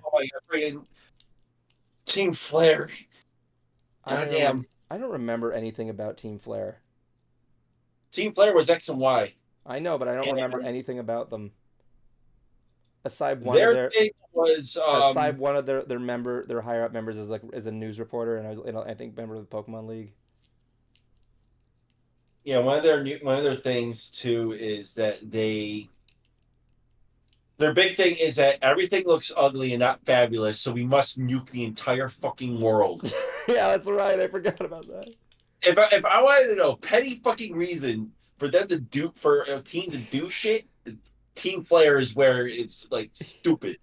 Yeah, I mean at least Team Galactic had at least tried to cause like the planet to get blown up or something. I don't know. But like one thing I really liked was that. But yeah, Team Snag'em definitely my favorite one because they actually have a way to legitly steal Pokemon. That's why I think Wes is the best. I like how you say that when Team Rocket is already out there stealing Pokemon. No, you don't understand. Team Snag'em. No, I know what you mean. I know what you mean. They made a device to do it. Yeah. But I'm right here saying Team Rocket has already just been straight up taking Pokemon regardless. Yeah, true. They at least capture. Like they don't need to be already in battle. They're right there just going like, give me your Pokeball, bitch. Get out of here. Yeah. That was actually something I Because remember the whole scam that Cassidy and Butch ran where it was the fake Pokemon Center? I think I remember that, yeah. Yeah. Oh, yeah, good old Cassidy and Bob. One thing is that I can't wait to see how they're going to say goodbye to Team Rocket. But, like, one thing that's really cool is it's the last blast off again. Yeah. That was actually something I had an idea for. I had an idea. Apparently they're going to be reuniting with their Pokemon. Oh, friggin' Arbok and Weezing. I would love to see that. As far as I know, yeah, all of them. I wonder if James will finally get married to what's-her-face. Possibly not. Not Jessie. I'm talking about the girl that he was arranged to marry. Clarabelle, I think. Clarabelle, yeah, I think that was it. Or maybe it was like something else. Something old and money-ish. The girl with the Vileplume. But like one thing that was really because I'm in love with Pokemon Mystery. Oh, that's a good one, Kenny Arcamponi. Mystery Dungeon, that was okay. Guy wakes up, he's a fucking Pokemon. Now everything's talking to him. Yeah, I like that story, but I don't know. To me, I was like, I would have just loved being, a Pokemon in the wild, or like in the Pokemon world, where it's just like, hey, I'm friends with, and insert your Pokemon companion. I'm friends with Chimchar, and they're thinking of joining the guild. Hey, yeah, I want to join them too. Like instead of like the whole force to join the guild and everything like that. Oh yeah, that's right. I remember I had this idea for a short film. It was called Blasting Off, which was basically like the story, because I was thinking to myself about the Silph incident, and I was thinking to myself, how does a guy agree to this stuff? How do you get into Team Rocket? So I thought of a story of a guy who had to work at the Viridian City gym as like a janitor, but he wasn't making ends meet to help his wife who was in the hospital. All he had on him was his childhood Pokemon and friend. I think it was a Arcanine or something like that. Until one night while he was working a late shift, Giovanni, he goes to Giovanni for a raise and he gives him a proposition. Give me your Arcanine and I can help, and I'll make your life better. So he ends up making a deal to join Team Rocket while keeping the thing secret, and he would give him like a ton of money if he showed his loyalty by giving him his Arcanine. His wife doesn't know he's doing all this stuff until the Silph incident happens. He gets arrested after Red basically just foils their plan, and it's then his wife knows what happens and she just leaves him behind while he's in a cop car. Essentially, it's just I wanted to know what the life of I was wondering what the life of a grunt was like. Like, what drives a person to join an organization like this? Profit? Yeah, I was gonna say. Power? Yeah, I was gonna say. Wait. Yeah, because I was gonna say. So he started as the janitor, right? Yeah, he started like a low class like loser, and then he wanted all because he was caring about. And then became a grunt, is what you mean? Yeah, he became a grunt because he wanted to get more money to help his wife that was in the hospital. No, I just wanted to make sure I was following. But yeah, I thought it was cool. Like, I like to go in that inner psyche of like what drives a person to join Team Rocket. Is it greed? Is it power? Is it just? Well, you also got to know we're not really shown the poverty side of Pokemon specifically. I mean, we do see like Pokemon living like homeless in cities at times, but but we never see like people specifically that are homeless. Yeah, I think they did in some anime episodes, but we didn't like get it. I mean, if you want to get technical, I guess the traveling trainers are kind of homeless, but not. I know they're on a journey, but like, does it count? maybe like in the early ones, because I remember like because I remember in Hoenn, like whenever Ash meets May, he goes ahead and shows her like this all the other stuff a Pokemon Center does. I was like, what the fuck did they do that? Like, because he was showing her like saying like, yeah, besides taking care of your Pokemon, they offer you a room. You can even get a meal here. And I was just going like, Yeah, that was in Kanto as well. yeah, but I was right here just going like, when the fuck did they do that? I don't remember any of that. Really just going like, because like I'm pretty sure they did, but I was really just blanking on it, going like, Yeah. I don't remember him like just eating at the Pokemon Center. Mm.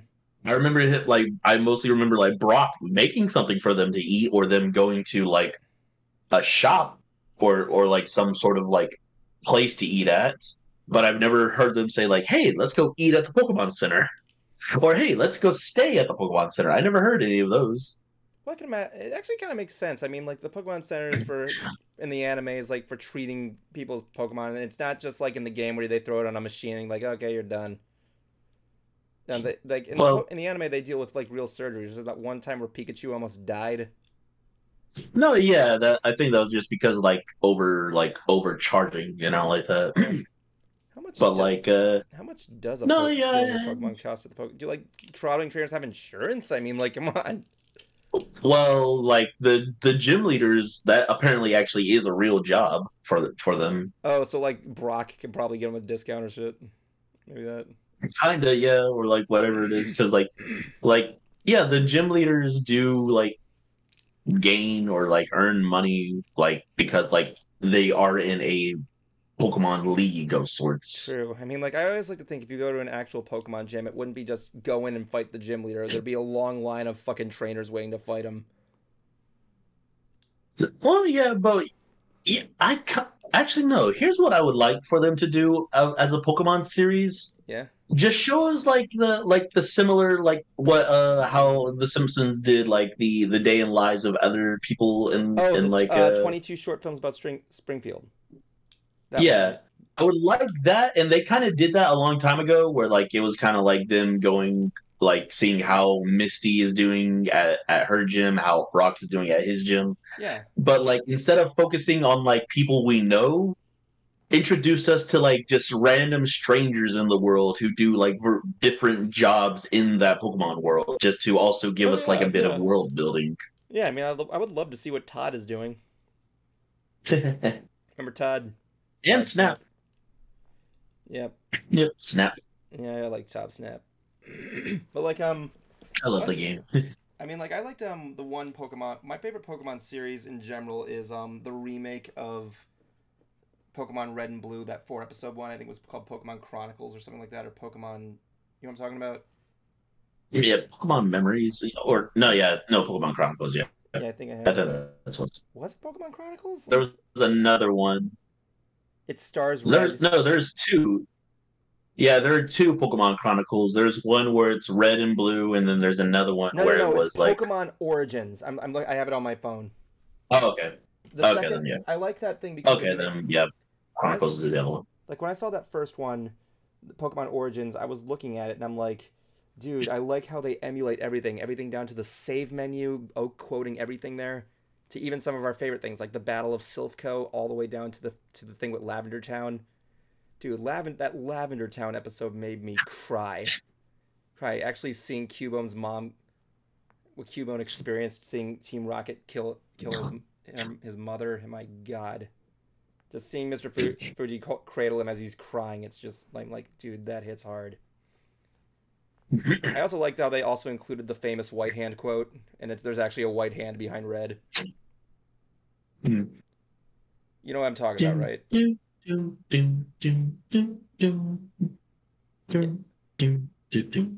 What was that?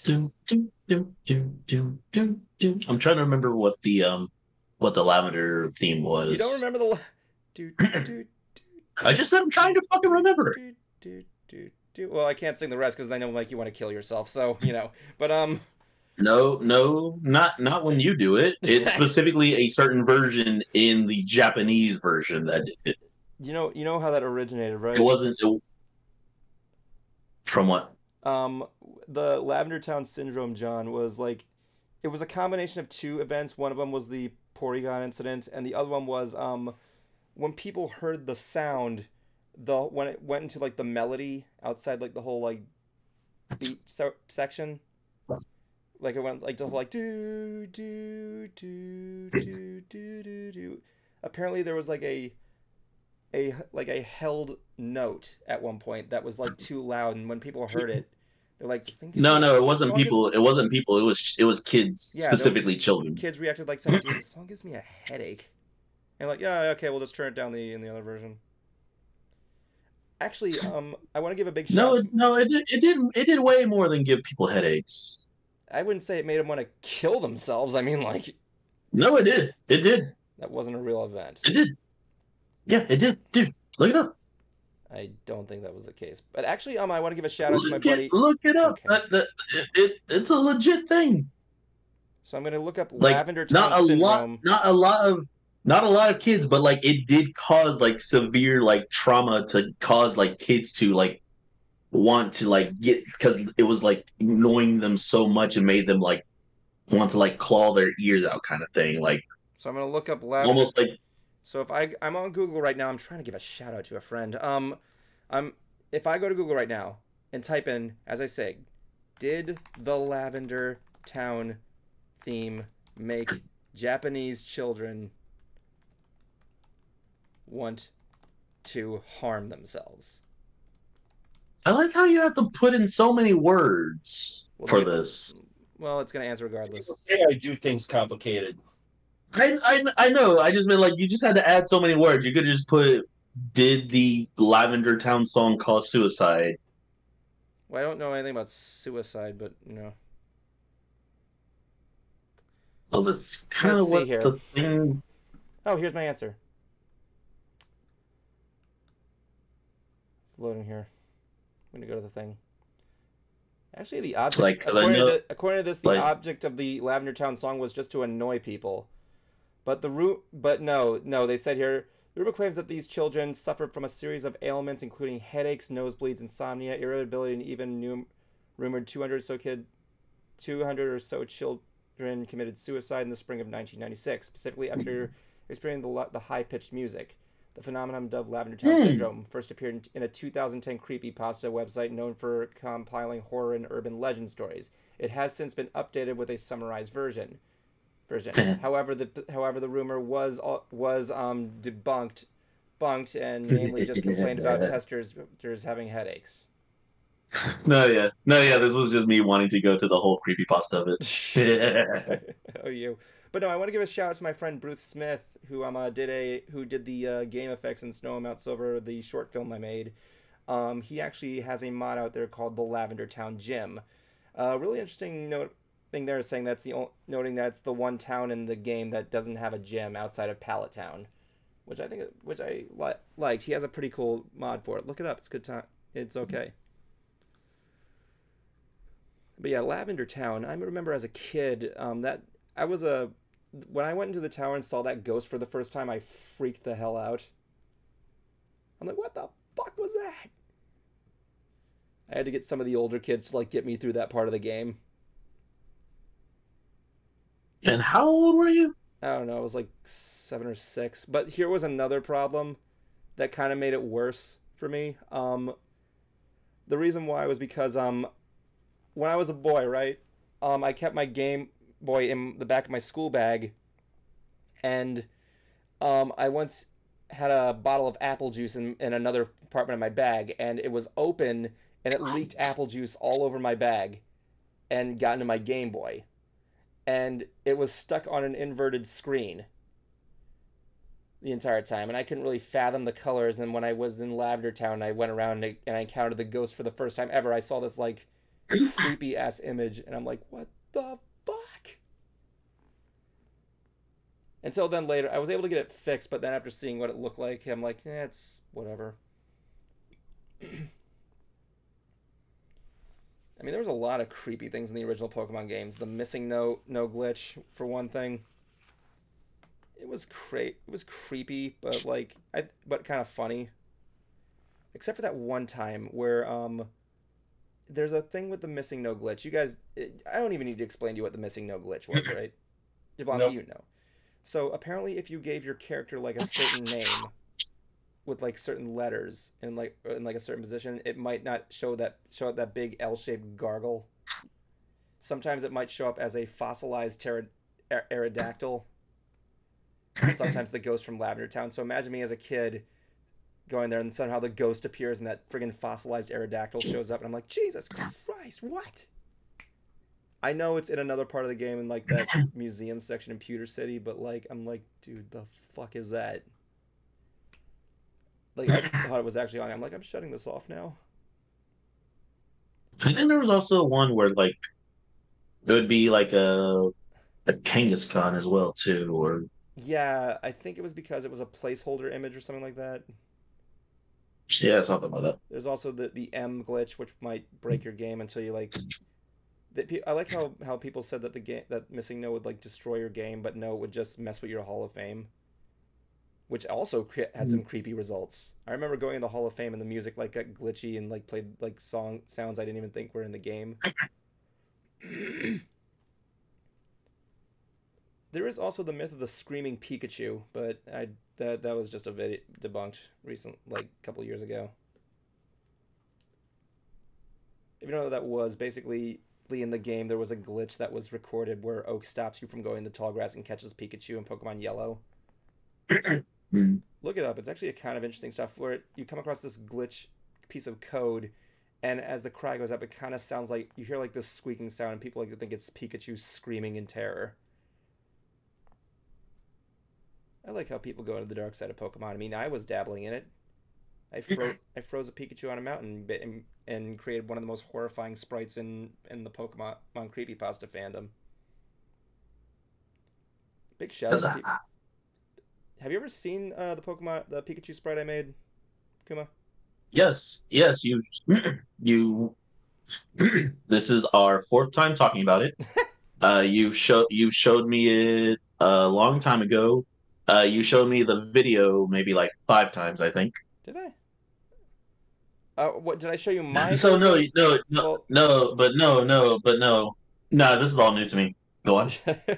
Well, which video did I show you? The remake version or my version? You showed me whatever you showed me. It was whatever you showed me at the time. That's all I can tell you. Oh yeah, I must. It's whatever you had and whatever you wanted to show.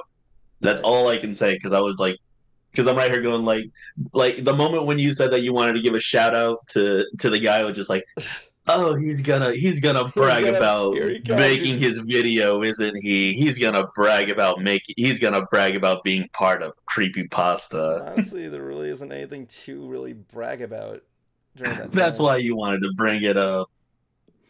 Because there's nothing to brag about. Well, that's why he said. That's why I made the coolest. That's why I made the scariest looking sprite, the Pokemon creepypasta. Not just say that, Jablonski.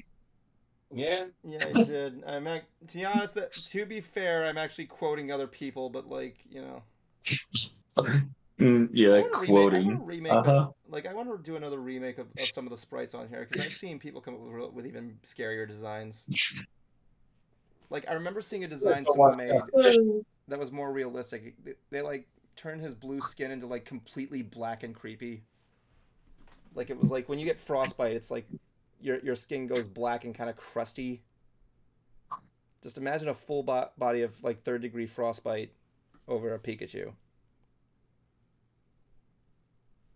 There you go.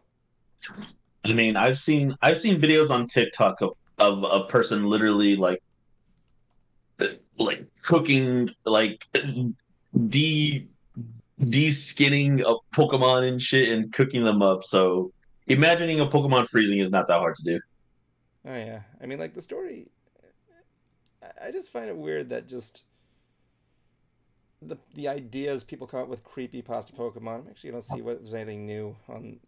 Well, it's not that hard. Like Pokemon already kind of like provides some of the inspiration for it. Jesus Christ, I haven't checked out on fan art in a while. Like hell, you can make a creepypasta based off of A pancake. What I forgot what the Pokemon's name was. The balloon Pokemon that Jigglypuff? kidnaps children. No, No, that the was balloon Pokemon. Hypno. Hypno does it. No. Hypno's a different one. No, I said a balloon Pokemon. Oh, friggin' It Drifloon? looks like a Drifloon? balloon. Yeah, Drifloon. Yeah, it looks like a balloon, and then as children go towards it, it uses its little dangly hand string things to wrap around children and to like carry them away. Whee! Whoa. Never to be seen again. Oh, that's sick, man. I like this stuff. Yeah, that's legit. Here. Let me look it up. No, I know what you're talking about. Because like it's in different. I forgot like because it's different Pokedex entries that like mention like this Pokemon kidnaps children. Oh, that's sick. I looked up some more stuff for fan art on Snow and Mount Silver, and I fucking love what people come up with. Ideas that are better than mine.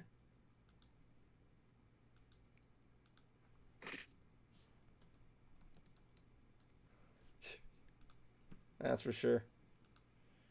That's why I stand by there. I'm never going to be able to scare anybody again. It's like you have that one hurrah.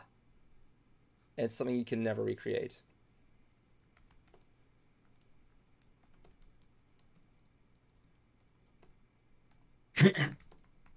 Oh, hey, in the Japanese version, the Pearl Pokedex entry for this Pokemon, it specifically says Drifloon specifically takes children to the world of the dead.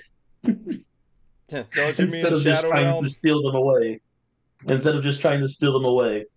So in the English version, we're just saying that the balloon kidnaps them. In the Japanese version, the balloon kills them, I guess. Don't like the spirits of Pokemon go into like those weird pumpkin-headed ghost Pokemon deals? No, some. Again, there are several ways on how children have died and became Pokemon, or Oh yeah. how people have died and became Pokemon. There's a Yamask, the one that we talked about a while back, where Yamask. Isn't he like the a summer? literal dead spirit. Yeah, it's a literal dead soul or spirit carrying around the face of its used to be body. What was the one that was the shell of a dead person? It was like modeled and turned into like the shell of a dead person or something. I don't know that one specifically. I know Bayonet or Babette, or which is basically the actually no this is actually a doll that develops a grudge and develops a spirit to become like a living doll to hunt down its master or its previous owner. But the one that you're thinking of, the pumpkin Pokemon, yeah, that's also a kid's spirit. They say that of kids that died in a pumpkin patch or something like that. Oh no, it wasn't a pumpkin patch. It was there's that one Pokemon with like the pumpkin head. You don't know. No, wait, you mean Phantom? Yeah, a little dude with he has like two little horns. That's not a pumpkin. That's it's a tree, isn't it? Like a stump. Yeah, a tree. Like yeah, that's the spirit of dead kids who were lost in the forest. Oh yeah, that's right. Pokemon has fucked up Pokemon entries, man. Mm-hmm. Also, why the fuck? No, yeah, and yeah, people just let their 10-year-olds walk on out into that world. Have fun, kids. You're in a world where ghosts exists. I'm sorry. In that world, I don't know if I would trust being in the water anytime, honestly. I know, right? You'd be stung by like fucking tentacles. No, not just that. Dude, any number of those Pokemon, if they're like getting into a battle underwater with some rival Pokemon all of a sudden, dude, go away, whirlpool, surf, like all those moves just happening outside the beach, and you're just going like, the sand looks good today. What the fuck? And then a Diglett comes out and looks at you. Or flying as well too. Like I know people probably use Pokemon to fly, but in the Pokemon movie, we see like Professor Oak and Ash's mom on a plane and like on a helicopter later on. Yeah, Team Rocket I'm right was there just going like, yeah, I would not trust the Pokemon universe with flying anywhere, like unless it's my Pokemon flying me. I'm not gonna sit in some like some vehicle that flies through the air when all of a sudden yeah, sorry folks, we're gonna have to take a landing right now. That's some Sully shit right We there. stumbled upon we stumbled upon a ho-ho that's okay, it's casting hyper beam. Everybody brace for evasive actions. Don't worry, the hoe will be just fine. As much as I like to say that it would be awesome to live in the Pokemon world, the Pokemon world is fucking terrifying as hell once you think about it. No, it is, yeah, because like they're not just normal animals. How people think like, oh yes, I'm man. I'm apex predator over everything. It's no. Can you shoot lightning out of your body out of nowhere? Can you produce poisons No, what I would do is if I don't have a Pokemon on me, I'm fucking being strapped. You know, right? Like, yeah, the only things we can do is, I'm a steel type trainer, bitch. I got iron, I got steel, I got all the metal. Like, what's your attack power? 0.25? Yeah, it's like 0.25, 45 right here. I know. 2 point. I like how you look at whenever a new ghost Pokemon comes out, and every comment in the video section is like, "Gee, I wonder what this thing's terrifying, like traumatic backstory is gonna be." Oh yeah, there's a lot. Yep. I do love the fact that that Gengar is basically like a doppelganger version of Clefairy. Yeah. Or Clefable, whichever one. Yeah, that's really funny. Actually, No, yeah, I didn't Clefable. know that. Actually, no, I didn't know that at all. Yeah. No, yeah, it's pretty funny. Just because like if you do put them like side to side, they kind of do almost Oh, yeah, like I can see have it. like a slight similarities. Oh my god. There was also a theory that's that's saying like what Pokemon was Haunter or like was Ghastly, Haunter, and Gengar actually supposed to be because like Well, I mean, if you want to go by Red and Blue me wait, hold on. What? no because like me personally I always thought like Gengar was like his own Pokemon in general, like he was just that ghost Pokemon as he is already. I didn't think like you had to like train Pokemon to evolve into. Yeah. I like how when you look at like ghost Pokemon and like some of them are able to like have speech. Like when Marowak died, she could speak. Ghastly could speak in a couple of episodes, I think. Yeah, I remember that. Yeah. That was weird. If you use the Sylph Goat on a Ghastly, doesn't it turn into like a Pidgey or something? I don't know. I could have swore the Ghastly's turned into something. I rarely use Ghastly as a ghost Pokemon. Yeah, again, I really don't like Ghastly. No, just because like it's not that I didn't like Ghastly. It's just like I didn't like want to do the whole bother of like leveling up a Ghastly to get a Gengar. Dude, I looked up what the ghost of Lavender Town looks like in Let's Go Eevee and Let's Go Pikachu. Dude, it looks like a Haunter, but if it was more cat-like, what the fuck? I'm like, really? The other one looked creepy. The first one looks creepier. I mean, like, come on. Well, to be fair, in Red and Blue, Haunter actually looks kind of creepy. With that black, with the dark skin and the like purple outline with the eyes. That Haunter looks creepy. I also like how Ghastly looks looks almost close to Gas instead of looking like a Japanese like spirit. Is that what he is? He's supposed to be like a Japanese spirit dude? Yeah. Yeah. I think, yeah, because he's like just basically like a floating orb of gas or smoke. Yep. Yeah, in Pokemon Red and Blue, like he was that's all he was. He looked like smoke. You didn't see like that like spherical look to him.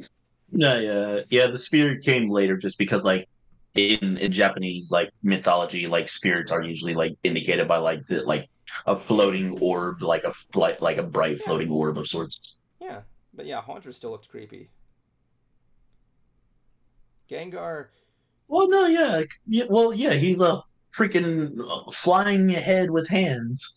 I know, but like, have you seen do you remember what he looks like in the Red and Blue, right? Yeah. Yeah, he looks creepier in that than does the anime. Gengar, I thought, No, but I just still mean he's just like this shadow of just like hands and a head. yeah, I think the neon like outline they gave him looks really cool. Yeah. What did Gengar look like in Red and Blue? Gengar himself was just like straight up terrifying, just because he already has like this big ass smile, I think, if I remember right. He doesn't Or look, his tongue was out. No, that nah, was Golbat. he looks less scary and looks like someone who wants to kick my ass.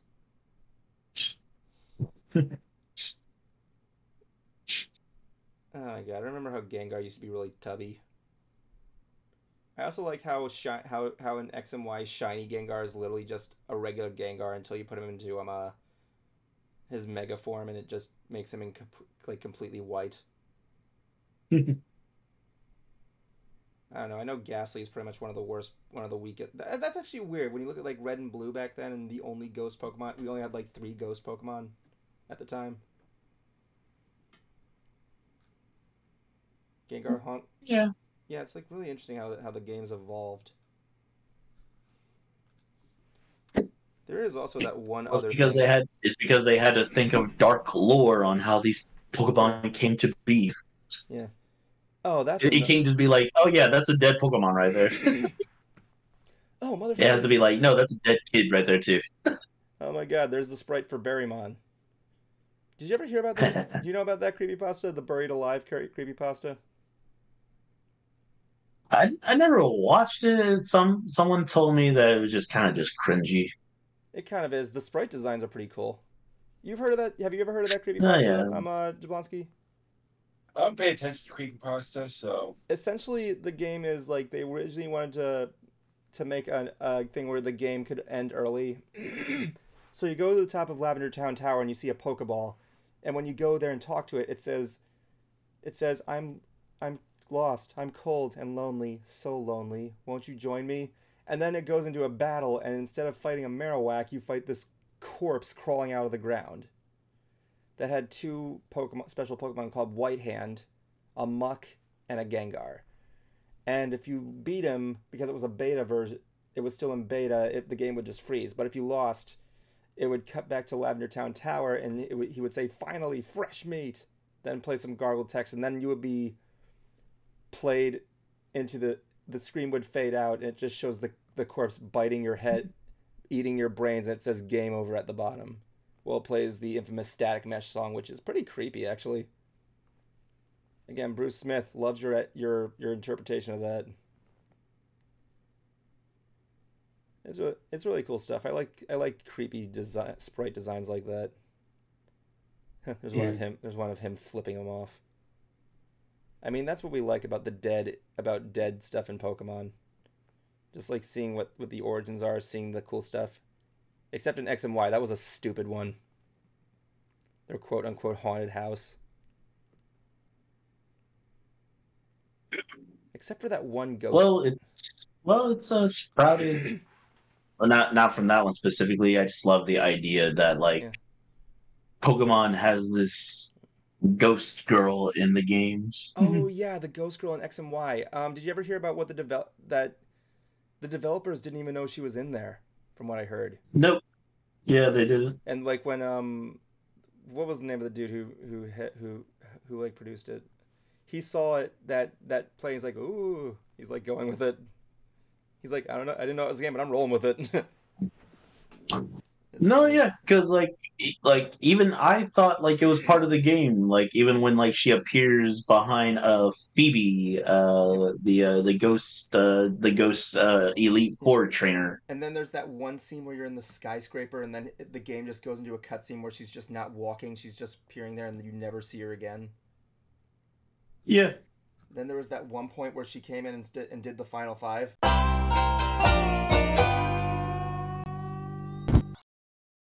Welcome everybody to the final five of final fiveness.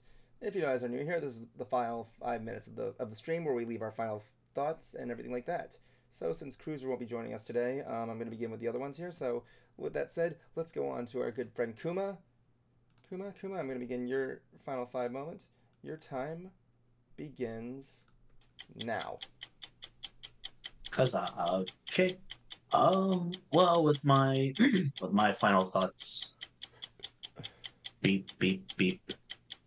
Dash dash beep beep beep dash beep dash, beep beep. I don't know. Is that Morse code? But yeah, I guess my weird attempt at it. No, yeah, I'm trying to really make up more D&D stuff because I've been behind on making some session stuff.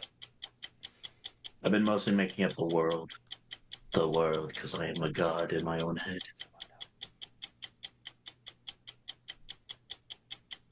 Yeah, that's about it. That's good. Yeah, nothing much. But I've also finished Hogwarts Legacy. That was fun. Okay, cool. All right. So with that being said, next up is Jibbas. Jibbas, you begin about now. Next going on. School, work, home. School, work, home. I'm currently working on a few things in my office, so you'll probably see a little bit of a different setup coming soon. Also, remember, kids, drink your motherfucking drugs. All right, cool. Thank you. Lastly, that leaves me. There we go. Not a lot to say here. I've been kind of lacking on Mr. Brony Theater this week because I've been trying to work on the new segment for Ants. I'm trying to get this puppet right, but I don't know why it's not working. But so I'll have to get some stuff on. I'll get you some updates on that, and soon we'll have our new segment for Fact of the Week. Just bear with me. Anyway, aside that, doing some more drawing, and I'm working on some more stuff with that. Not really much to say. It's sad me being kind of thing. I'm trying to work more on my story. Jablonski's going to be reading the script for it. I'm really glad he's sticking there because I got a good expert on that. But yeah, we'll keep in touch for the Dream Project.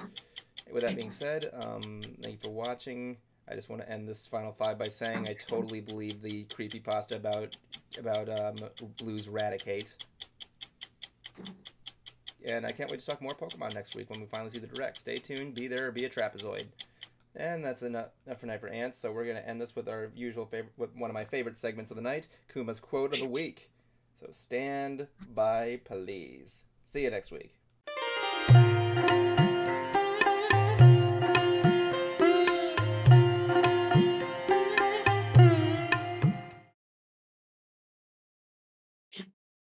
Yay! Yay! My quote of the week comes from a awesome video game character, which actually should be the writer for whoever did the writing for the game character, but it comes from a great character known as Geralt of Rivia. And it goes, evil is evil. Lesser, greater, middling, makes no difference. The degree is arbitrary.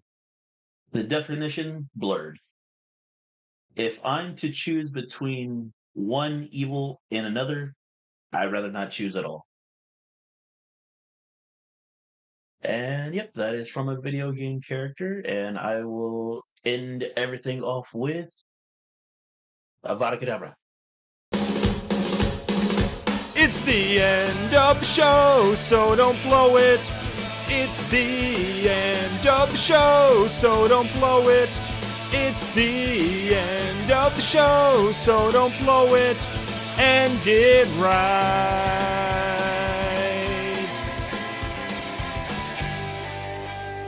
My life is a bacon-wrapped hell on earth.